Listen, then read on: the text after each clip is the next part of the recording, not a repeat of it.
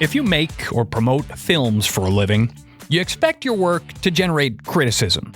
Maybe from fans or film critics or social media, but probably not from a hostile foreign nation. North Korea's government is irate this morning over a new Hollywood comedy mocking that country. The North is calling the movie an act of war. But in 2014, Sony Pictures Entertainment sparked an international diplomatic crisis when it announced its latest comedy, which they called The Interview.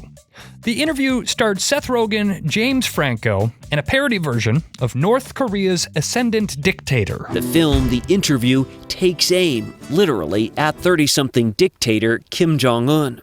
You want to go kill Kim Jong-Un? Totally. I'd love to assassinate Kim Jong-Un. It's a date.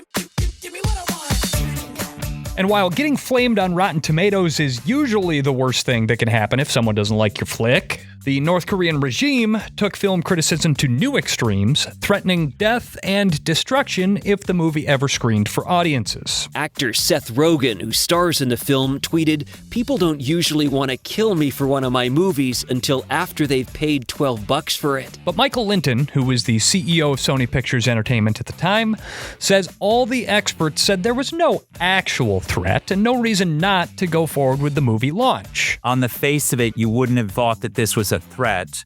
Our view of North Korea as the public, we sort of saw the group over there as, funny people in funny hats running around, and now we see them as much more dangerous. Yet, within months, Sony Pictures Entertainment would be brought to its knees by an international data hack. We can confirm that North Korea engaged in this attack. With widespread public fear of violence on American soil, becoming the center of a Hollywood PR disaster and an international confrontation, with Michael Lynton telling us that he would come to wish that he had never given The Interview a green light. The truth of the matter is nothing good came of this. It was a real mistake that had really bad consequences, and I just need to own that, and I do. I'm Dusty Weiss. From PodCamp Media, this is Lead Balloon, a podcast about notable tales from the worlds of PR, marketing, and branding, told by the well-meaning communications professionals who lived them. Thank you for tuning in. Our guest today, Michael Lynton, currently serves as the board chairman of Snap, the makers of the Snapchat app, as well as board chairman of the Warner Music Group. And he's the co-author of a new book called From Mistakes to Meaning, Owning Your Past So That It Doesn't Own You. That book explores a theme that we end up talking about a whole lot here on this show. A little bit more about his background. He went to Harvard Business School, then he started his entertainment career at the Walt Disney Company, got into publishing at the Penguin Group, then took a leadership role at Time Warner. And in 2013, when our story begins, he had already been the CEO and co-chair of Sony Pictures Entertainment for a decade. He was in a pretty good place career-wise, even if he didn't allow himself to get comfortable. Always you have something to prove, yeah. There's always another year and you have to make more great things and grow profits. And particularly in the entertainment business, I really do subscribe to the notion that only the paranoid survive. There's always something that's going to get you, not necessarily the North Koreans, but it's a very competitive landscape, whether it be getting material or putting movies out into the marketplace. So you're never resting on your laurels in the entertainment business, ever. During Michael's tenure, Sony Pictures Entertainment had produced critically acclaimed films like Captain Phillips. Look at me. Sure. I'm the captain now. The Social Network. If you guys were the inventors of Facebook, you'd have invented Facebook. And Moneyball. How can you not be romantic about baseball? Blockbusters like The Amazing Spider-Man and James Bond. Some men are coming to kill us. We're going to kill them first. Breaking Bad even came out on his watch over on AMC. I am not in danger, Skyler. I am the danger. But in Hollywood, being the guy who oversaw the production of good work is only half the battle. It turns out you're just as concerned with making sure that you don't pass on a project that goes on to be a big hit for your rivals. Like Universal and Disney both declining to produce Star Wars, Columbia Pictures junking E.T. and turning down Pulp Fiction, the biggest shortcut to infamy for a studio executive like Michael is to be the guy who says no thanks to a hot project and ultimately gets burned. And in the late 2000s, you can argue that one of the hottest commodities in Hollywood was actor, writer, and producer Seth Rogen. I know. From his commercial breakthrough in The 40-Year-Old Virgin, I get with women. Aren't you curious as to how that's possible? To his leading role opposite Katherine Heigl in Knocked Up. I'm Canadian. Oh, that's From cool. Vancouver. I live here illegally, actually. To his first co-writing credit on Superbad. McLovin! Nice! Look, I'm 41, and while I can't quite bring myself to call them cinema, I did see each one of those flicks in theaters. Rogen's stoner comedy sensibilities were a hit with millennial filmgoers and racked up box office receipts. But of his breakout hits, Superbad and Pineapple Express were produced by Sony. Knocked Up and 40-Year-Old Virgin came out under the banner of rival Universal Studios. He was in a situation where he had two studios competing for his films. So in 2013, when Seth Rogen brought his pitch to the Sony team, Michael says there was a lot of pressure to snap it up before Rogen could take it across the street to Universal. And he presented us with this movie, The Interview. The script is about these two hapless journalists, played by James Franco and Seth Rogen, who go off to North Korea under the auspices of the CIA, and their mission is to assassinate Kim Jong-Un. You two are going to be in a room alone with Kim. We got the interview! The CIA would love it if you could take him out. Like for drinks? Like to dinner? Take him out in the town? No, take him out. You want us to kill the leader of North Korea? Yes. The premise is probably the most striking thing about the movie, The Interview.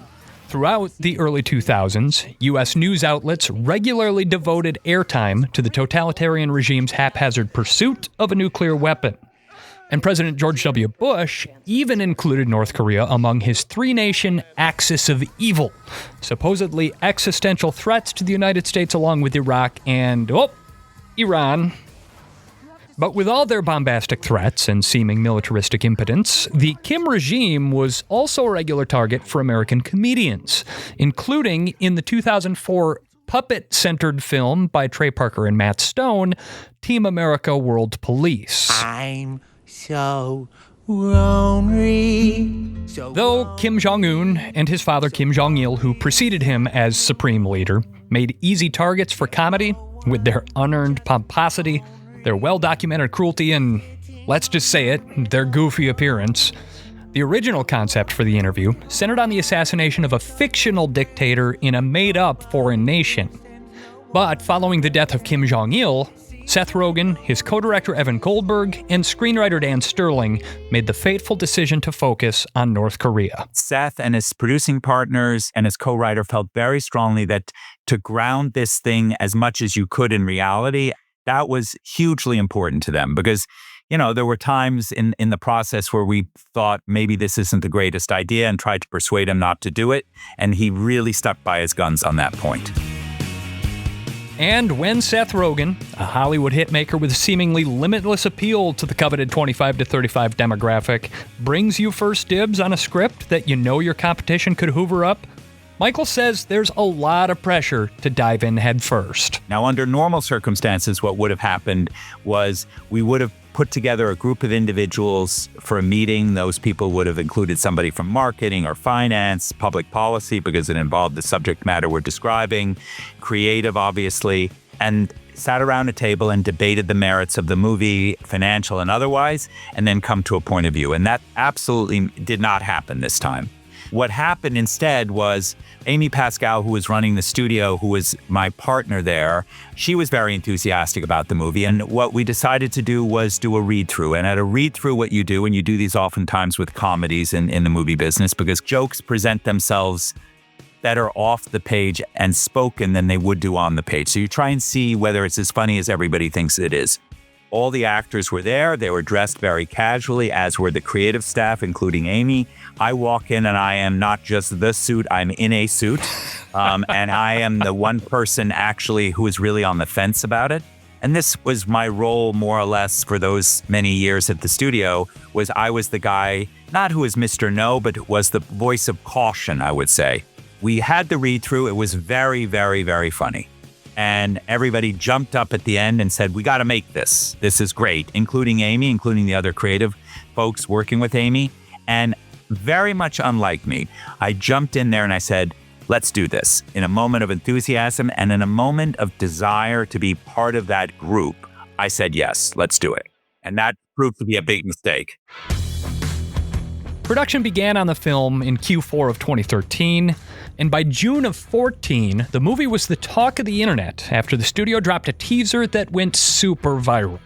Michael says he knew he should have been feeling good about the film's prospects, given the amount of buzz it was generating. There was still something in the back of my mind that was sort of uncomfortable with the whole idea. I think part of that was the fact that on the face of it, you wouldn't have thought that this was a threat. Our view of North Korea as the public is very different today, I would say, than it was 10 years ago. We sort of saw the group over there as, funny people in funny hats running around, and now we see them as much more dangerous than that. We also didn't really know who Kim Jong-Un was. He was new in the role. His father had died recently before that, and we didn't understand that he, in truth, was much more aggressive than his father was, much more ambitious in terms of what he wanted to do. So when a cryptic and threatening statement appeared online, purporting to be from North Korea's state news agency, the public's reaction was more bemusement than concern. Firing back, the North Koreans promised if the U.S. government permits or protects the film, there will accordingly be firm and merciless response. The North Koreans did not clarify exactly what that response would be, Yale, but I wouldn't expect the red carpet treatment in Pyongyang. Yes. Yeah. The problem is we don't have any official relations, or didn't at the time, with North Korea. So you're sort of hearing what they're saying through sort of murky circumstances. It showed up on a relatively obscure website. At first, you didn't even know that it was the North Koreans. You heard from them so rarely, let alone the envoy. It did concern me, and I wound up checking with two voices that I respect. One of them, a senior analyst at the Rand Corporation, and the other was a person I was introduced to who was the Undersecretary of State in the State Department. And what was their take? How did that affect your thinking? Well, both of them basically said that North Korea is all bark, no bite, that they threaten frequently, that they had no ability to actually come onto U.S. soil, so we shouldn't be worried about anything physical, and they made no mention of cyber. They did not talk about the cyber capabilities, despite the fact, oddly, that, and I found this after the fact, that the cyber capabilities of the North Koreans was written up extensively elsewhere, like in The Guardian, I believe. I think they were slightly biased by the fact that they were judging things from the perspective of Kim Jong-il as opposed to Kim Jong-un. I think the father would have behaved differently than the son. And so their advice was, you should proceed, you should not be concerned about this. Shouldn't be concerned, and in fact, some commentators suggested the studio ought to welcome the threats, with The Guardian describing the outcry as perfect publicity for the movie. Accordingly, Michael says he tried to allow himself to feel cautiously optimistic as the project came together. The movie was, in terms of the assemblages, looked very funny.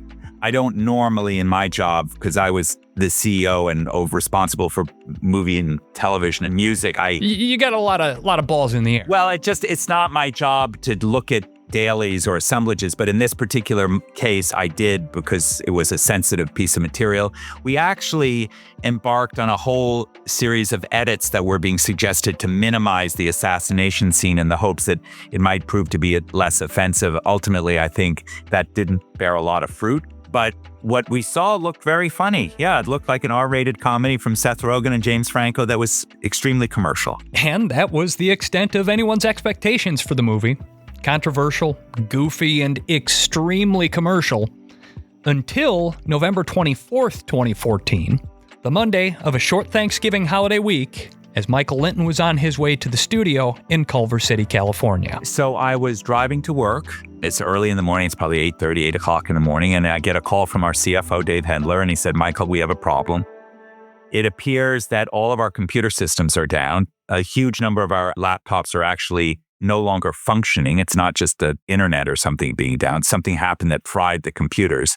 And we don't actually have any understanding of what's going on.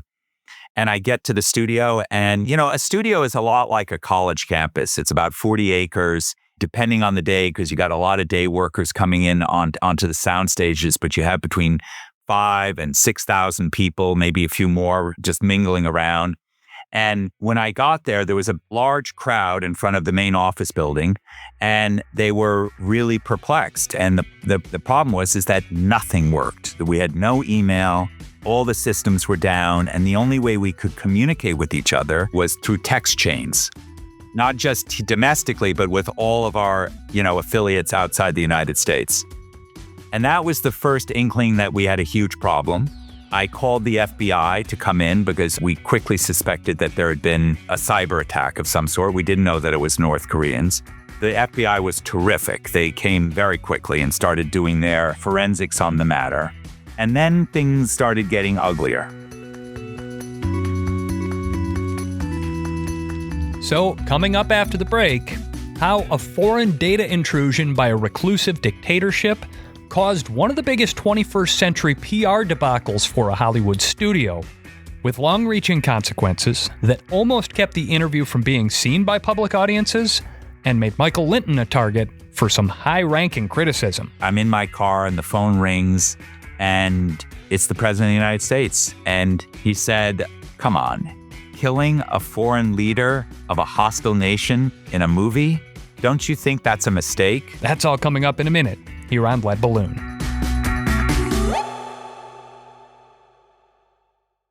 So earlier this year, a client cheekily suggested a drinking game for 2025. Anytime someone in a business context uses the word uncertainty, take a shot. And I am pleased to report that I did not agree to those terms, because in the world of business, this year has been an absolute roller coaster. If the roller coaster was in fact rocket-powered and the tracks were still being built as we launched. This uncertainty has made a lot of companies pull back on their content marketing and thought leadership efforts. But here's the thing, when everyone else clams up, your voice carries that much farther. And in that sense, there has never been a better time to launch a podcast initiative for your brand. Certainly, we know that here at PodCamp Media, where we help global brands like yours launch B2B and B2C podcasts that work. And we know, too, that fortune favors the bold in times like these. So visit podcampmedia.com and let's get started today telling your brand story. This is Lead Balloon, and I'm Dusty Weiss. It was 3 days before Thanksgiving, 2014, and Sony Pictures Entertainment CEO Michael Lynton had just arrived at the office to find everything ground to a halt. Employees were locked out of their laptops, the company's computer servers had been hacked, the company's data stolen. And while the culprits had yet to be identified, it quickly became clear that it wasn't a random attack. Within just a couple weeks, a website appeared where visitors were invited to type "Die Sony" into a prompt, unlocking for them access to a data treasure trove, terabytes of material from the company's servers that was not supposed to be public. The hacker started releasing these caches of emails and data files, which included unreleased movies like Karate Kid, a new Bond script that had not yet been made. And of course, there were a lot of salacious emails. There was a lot of stuff with movie stars in it, a lot of stuff being said that probably shouldn't have been said in those emails. In addition to which, there was people's healthcare records and social security numbers. A lot of my personal detail was up there. It was a very, very damaging and awkward period. On the one hand, you have confidential information, draft cuts of movies, top secret scripts going out, and that sort of stuff has to be absolutely mortifying to see as an entertainment CEO. On the other hand, you have confidential information going out about your employees, the people that you're supposed to protect. At that point, as a CEO, you have to be just feeling absolutely miserable watching this happen to your company. It was terrible. And to your point, there were a lot of different constituencies to consider. You had our employees who themselves were feeling very vulnerable because of all their information being out in the public. You had the wider Hollywood community who was upset, oftentimes agents and actors, directors, because their email correspondence with some of the people at the studio was being exposed, and a lot of that stuff wasn't there for public consumption. You also had sort of a bigger geopolitical situation, which I was not aware of until this all came about. Sony is obviously a Japanese company. The North Koreans and the Japanese had a very complicated relationship. Back in the 70s, the North Koreans actually kidnapped 100 school children out of a Japanese city. And they were, at the time, Abe, who was the prime minister then, was trying to negotiate with the North Koreans to get whatever was remaining of those 100 students back to Japan and establish some form of relation. So this was not helpful to that cause. So it was real three-dimensional chess on many levels. I mean, as CEO in a crisis situation like this, you are making mission-critical decisions by the minute, I have to imagine, trying to get back up and running, but also assess the damage, protect against further attack. And of course, looming over all of this is that need to message to stakeholders, your employees, the media, and the public. Did you have a process for handling all that? Is there a crisis binder that can prepare you as CEO for a situation like this? There is no binder that I found. To make matters even worse, we had a director of communications who had left the company about 3 weeks prior to this all happening. So we didn't even have a head of comms at the time.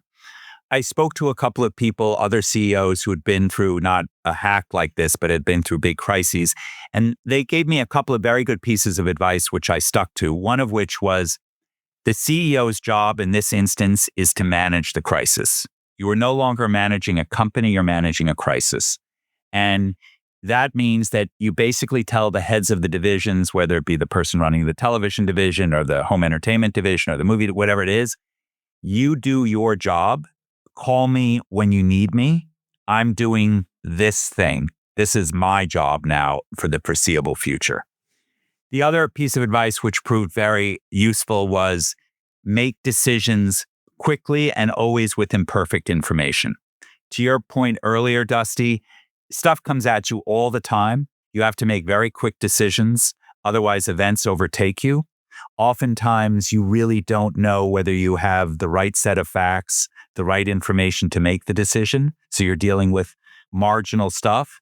And yet, if you don't make a choice, you're going to get run over. So there's a lot of decision making in that vein. And then the comms part, and eventually we hired an outside firm and eventually an internal person because this thing went on for a while. It went on for 4 or 5 months. You've got to be constantly communicating. You know, the press at the time, they were indeed typing in "Die Sony." They were dumpster diving and picking up a lot of private email correspondence and republishing it. And if you didn't somehow inject yourself into that process and be speaking either actively with your employees through internal communications or externally dealing with the reporters, then you no longer had control of any part of the narrative, which is also very dangerous. At the time, you expressed frustration not just with the American press, but there was also a character running at the time named Julian Assange and his WikiLeaks for essentially giving air to the fire, for covering the story and exposing the leaked information to a wider audience. Right. Looking back at it now, 12 years after the fact, do you still feel the same? Yeah, I don't think it was the finest hour for the press. I mean, I'm a big believer in journalism and the free press. My wife is a journalist. My brother-in-law is a journalist. I've been around it most of my career. I think in this particular case, and for the most part, it was not mainstream journalism and wasn't the New York Times and the Wall Street Journal, though I did speak with those folks and others and said, please don't go in there. This is private correspondence. This is not the Pentagon Papers. And they defended their right to go through it and print it if they wanted to. They didn't for the most part. It was folks like TMZ and Gawker who did that. But then what would wind up happening was they would quote those publications. So ultimately it got out into the public realm. And, you know, I'm not sure it served anybody's purpose. Yes, it showed some nasty or funny emails with celebrities and other people, and that, I guess, made for selling newspapers or getting people's eyes on websites. I'm not sure it served the public very well either. In the weeks that followed, Sony's team set to work trying to bring the studio back online and enlisted a private security firm to assist employees whose personal data were exposed in the hack. Fresh press coverage accompanied each new data dump from the hackers. And on December 16th, a hacker group calling itself the Guardians of Peace invoked September 11th in a threatened attack on the upcoming red carpet premiere of The Interview. If there had been any doubt as to the motive for the hack, that about cleared it up. But it also raised the stakes and created a whole new crisis for Michael Lynton to manage. At that moment, the theaters really were concerned about physical violence. I was told that they couldn't do anything on U.S. soil. I think they were probably right about that. But the movie theaters decided to pull the film out of the theaters. And by the way, my colleagues at other studios were not helpful in that respect, because I learned after the fact that they were actually actively calling the movie theaters and telling them to do that. And is that a fact? Yeah. And now part of the issue here is they wanted the screens because we were going to take screens. But the other part of it was they were worried, and to some degree, I understand it. I just don't agree with it, that it would keep people away from the movie theaters in what should have been one of the busiest seasons of the year for theater. The Christmas season. It was only 2 years after the Aurora, Colorado shooting, right? Which I covered as a news anchor at the time. And so there was certainly a lot of caution displayed over that as well. But even for the entertainment industry, that seems a little crass. Well, I mean, it's, I'd been before that in the book business, and I came to Penguin a few years after they published the Satanic Verses, but the way that the publishing industry treated Penguin in that moment was very different from the way we were treated by the movie biz guys. But in that moment, we issued a press release, and there we made a mistake. We issued a press release because we couldn't get the movie into the movie theaters.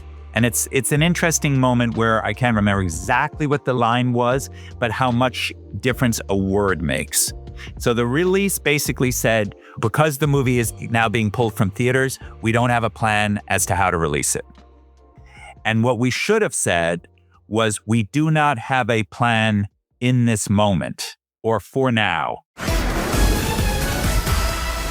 The Sony hack attack and the threat of violence to movie theaters. The studio takes action today to avoid a potential Christmas Day catastrophe. Whatever the intent behind Sony's statement, what news outlets and the public heard was that Sony just didn't plan to release the movie, period. Sony announced it was scrapping the interview in a statement this afternoon, quote, "We are deeply saddened at this brazen effort to suppress the distribution of a movie." And the backlash started almost immediately from politicians and the entertainment industry. Hollywood is in turmoil. What is your take on Sony pulling the movie The Interview? I think it's deeply troubling. You start living in fear, then they've won already. It lets the bully win. And with his co-chair at Sony, Amy Pascal, embroiled in the controversy over troubling emails released in the hack, Michael Lynton was dispatched on damage control. To take the spotlight off of her, I agreed to go on Fareed Zakaria's show for 10 minutes in New York on CNN and talk briefly about what was going on at Sony. So I fly overnight to New York because I really don't want to spend all day in the air while all this stuff is going on back in the studio. I arrive, and when I get to CNN, the government had just announced that they had positively identified the cyber attack as coming from the North Koreans, and that President Obama would make a statement. And Fareed rightly said, before we go on air, why don't we take a pause and see what the president says? So we're watching the screen together, and a reporter asked him two questions. What are you going to do about the North Koreans? And what do you think about Sony's actions up until now? And I suppose he didn't have an answer to the first question because it was all fresh and new in his head that they had done it in the first place. So he decided to answer the second. Well, let me address the second question first. Sony's a corporation. I disagree with Sony's policy on this. I think they're not standing up against censorship. We cannot have a society in which some dictator someplace can start imposing censorship here in the United States. Because if somebody is able to intimidate folks out of releasing a satirical movie, imagine what they start doing when they see a documentary that they don't like or news reports that they don't like. Fareed Zakaria, he had just got a call from his boss, Jess Zucker, to say, look, now it's become a much more controversial thing. Right, now it's a free speech thing. We can either cancel the interview or we really need to devote an hour to all of this. And in that moment, I said, we should really spend the hour. And we are back with my exclusive interview with the CEO of Sony Pictures, Michael Lynton. And I took Fareed through everything. I explained why, while I have enormous regard and respect for the president, he wasn't that familiar with how movies got into the world. Meaning, if you didn't have theaters to distribute them, there wasn't at that time another avenue that we were, in fact, trying to explore other avenues through, a digital means. There is a long history of political satire in film. And this clearly falls into that realm. But I would also say that fundamentally isn't the issue here. The issue here is that having made the movie, we feel very strongly that it should have been in theaters for the American public to have seen. And in truth, probably the interview served everybody well because it explained to folks what was really going on at the time. And it also allowed me to explain how brave the folks at Sony were to go through this and how hard they were working to keep the studio up. Mr. Lynton, as a former journalist, I have to say, I've upset some pretty powerful people in my day. I've caught some smoke from some people that outrank me a little bit, but I have never been put directly in the crosshairs of the President of the United States. And certainly walking away from that interview, you have to at least have breathed a sigh of relief, but felt pretty good about yourself in that moment. Yes and no. Yeah, I have a personal relationship with President Obama, so that part didn't feel so great. I mean, neither him saying what he said nor my having to contradict him. I will say, and it really speaks to the quality of the individual, 10 days later, I'm in my car and the phone rings and it's the President of the United States. And he calls to apologize for having said what he said and that he misunderstood the situation. And then he said, because he's both funny and wise, he said, "But Michael, come on. Killing a foreign leader of a hostile nation in a movie? Don't you think that's a mistake?" And I had to acknowledge that I did.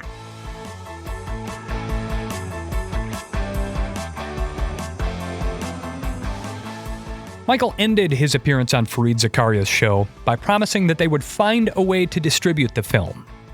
But what Michael couldn't make public in that moment was that, behind the scenes, he was exploring a previously unheard of option in the entertainment industry, an opening day digital release. I was making calls all over the place. I was making calls to everybody from Netflix to Facebook to Comcast, asking them if they would carry the movie digitally into homes.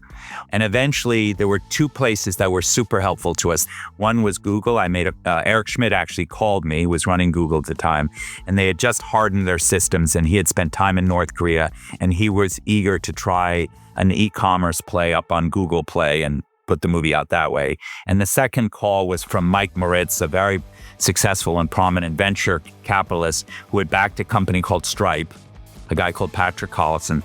And they were very generously offering to build us a e-commerce backend so that we could send the movie out digitally ourselves. Now, these days, digital releases are about as common as red carpet premieres.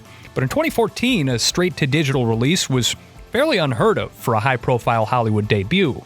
The pioneering nature of that moment, however, was not at the front of Michael's mind. The real goal in that moment actually weirdly was not to make money. The real goal, because at that time, not just the president, but other people were worried about censorship, me included. So the real goal was to get the movie out.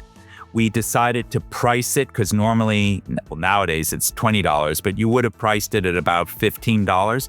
We priced it down to about $6 with the idea being, we just want to make this available. And I think that was the right strategy. I think it served us from a PR perspective and from a free speech perspective extremely well. Sony also authorized around 300 indie and art house cinemas to host screenings of the film across the country starting December 23rd.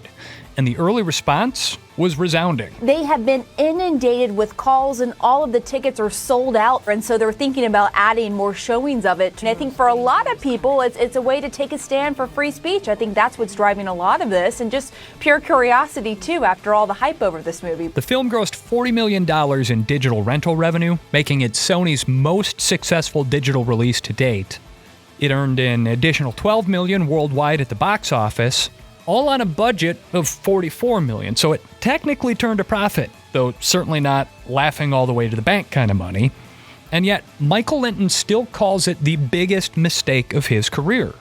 In his new book, he revisits that pivotal meeting where he was the only one who showed up in a suit to Seth Rogen's script read-through. Just for a moment, I wanted to join the badass gang that made subversive movies.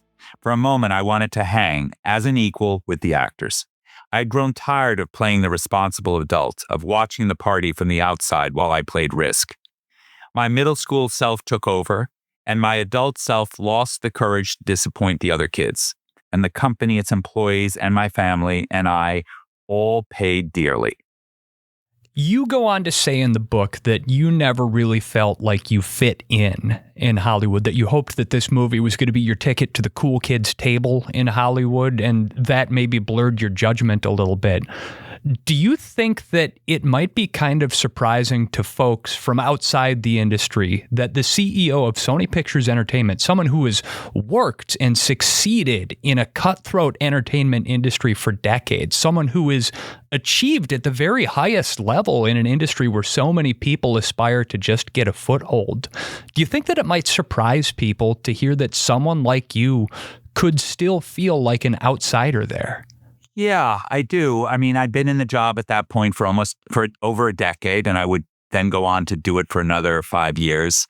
And you would have expected me to feel part of things at the time. And there was an excerpt of the book that came out a few weeks back in the Wall Street Journal, and I got a bunch of emails and texts from people I knew on the West Coast in Hollywood.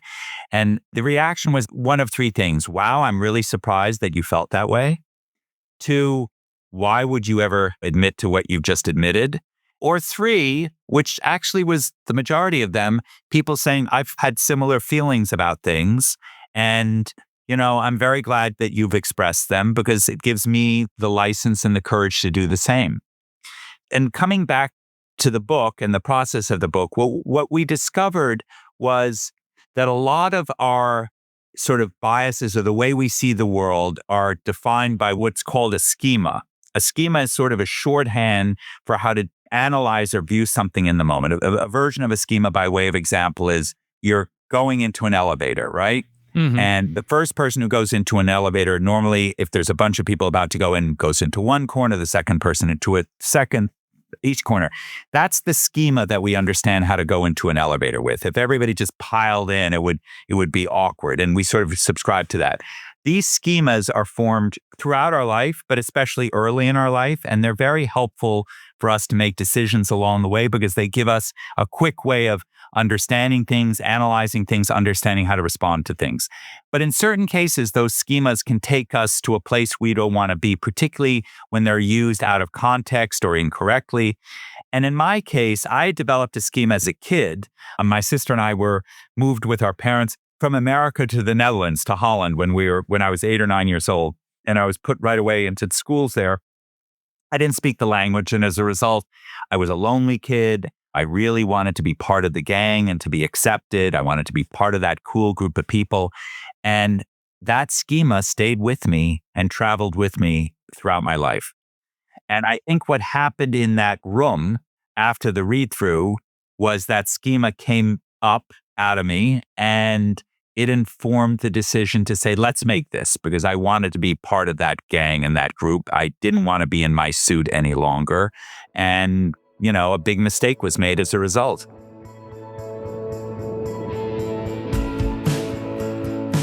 One thing that's really easy to miss about Michael's story, but really interesting to me, is that he is serious when he talks about owning his mistake.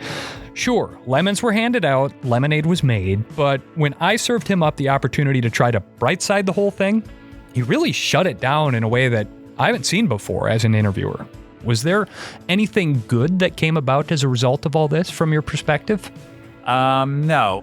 Part of what Josh and I agreed to when we decided to write this book was not to make it one of those humble brag things. Not to say, it was a giant mistake, but, because of it, over in the corner, there was $1 billion opportunity that presented itself. The truth of the matter is nothing good came of this. It was a real mistake that had really bad consequences, and I just need to own that, and I do. So as the narrator of this story then, I have to check my impulse to try to tie this episode up with a neat little bow, as we storytellers like to do. I went back and I watched the interview, and bluntly, if it weren't for the hack and all the fallout from that, it would be a pretty forgettable flick. It's intentionally dumb, it's certainly not a masterpiece, and I think even Seth Rogen's superfans aren't going to put it in his top 10. But this movie came out in an era when the internet and media were beginning to bring global cultures into conflict with one another in ways that we had never seen, and certainly more frequently than we had ever seen in all of history. In fact, it was less than 2 weeks after the release of this film that 12 people were killed in Paris when Islamic extremists attacked the satiric French newspaper Charlie Hebdo. Saeed and Sharif Kawashi shot dead staff in the offices of Charlie Hebdo and a policeman outside. They targeted the satirical newspaper because it had repeatedly published cartoons of the Prophet Muhammad. The brothers claimed the attack in the name of Al-Qaeda.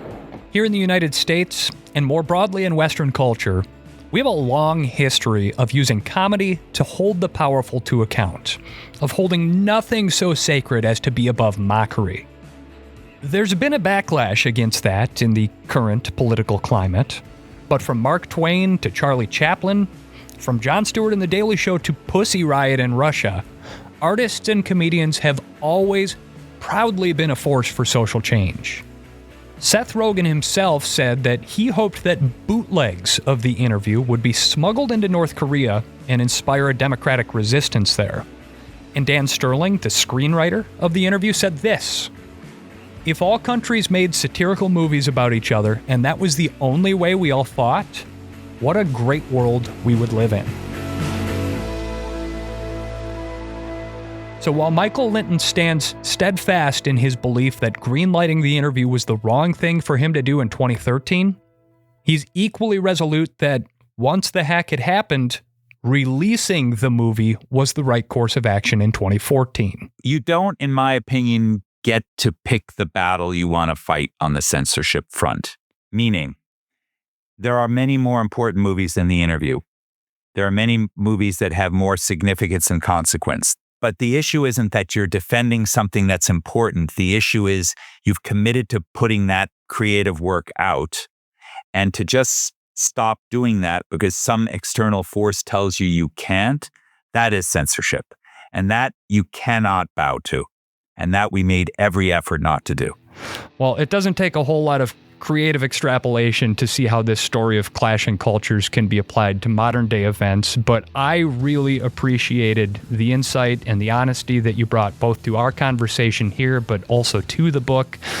More broadly, I really like what you and your co-author Joshua Steiner are trying to do with the book, From Mistakes to Meaning, owning your past so that it doesn't own you. And if folks want to learn more about the book or get their hands on a copy, where do they go? They go to Amazon, they go to Barnes & Noble, they go to their local independent bookstore. It's available everywhere. Well, Michael Lynton, it has been an absolute pleasure to get to speak with you today. The former CEO and co-chair of Sony Pictures Entertainment, current chairman of Snap and Warner Music Group. Michael Lynton, thank you for joining us here on Lead Balloon. Thank you very much for having me. And thank you for tuning in. Thanks as well to Michael's publicist, Elizabeth Hazelton, for putting us in touch. And extra special thanks are due to our old pal, Jesse Russell. You may remember Jesse all the way back from episode 1 of Lead Balloon. He heard about Michael's story and pinged me because he knew that I would find it irresistible. Because here on Lead Balloon, these are the sorts of PR and marketing stories that we live to tell. So we hope to see you back here in this feed again sometime soon. Follow us in your favorite podcast app and tell a friend if you dig the show. Lead Balloon is produced by PodCamp Media, where we help global brands use podcasting to tell worthwhile stories and connect with their audiences. Our podcast studios are located in the heart of beautiful downtown Milwaukee, Wisconsin, but we work with brands all over North America to help them launch and build podcasts that work. Check out our website, podcampmedia.com. Music for this episode by Balls, Famous Cats, Matt Whiten, Sparks, Stephen Keach, The Revolution, and Tiger Gang. And until the next time, folks, thanks for listening. I'm Dusty Weiss.